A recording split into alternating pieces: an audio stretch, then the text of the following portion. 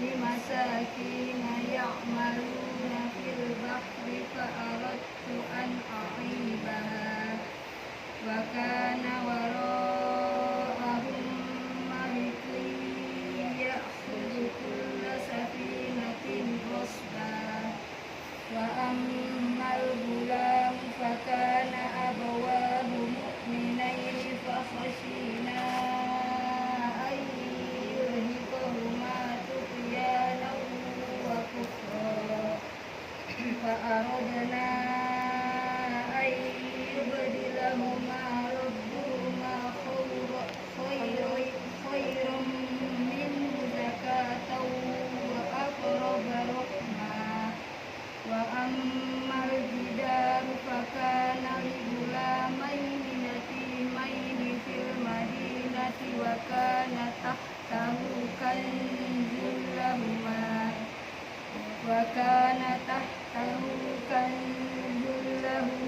وكان أبوهما صالحا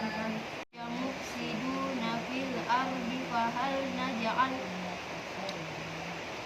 فهل نجعل لك خرجا على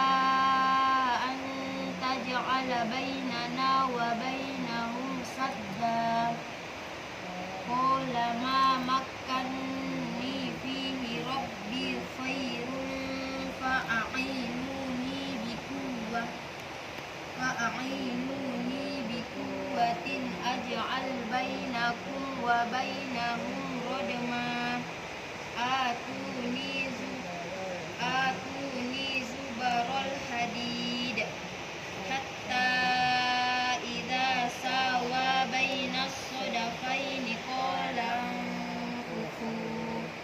حتى إذا جعله نارا قال آتوني أفرغ عليه قطرا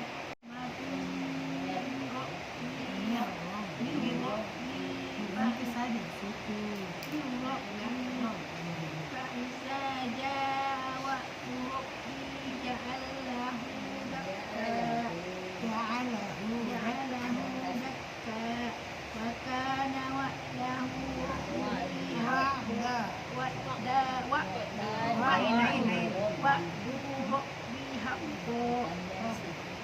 وتركنا بعضهم يومئذ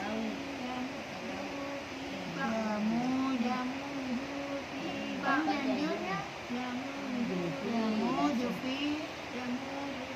بعض ونفخ في الصور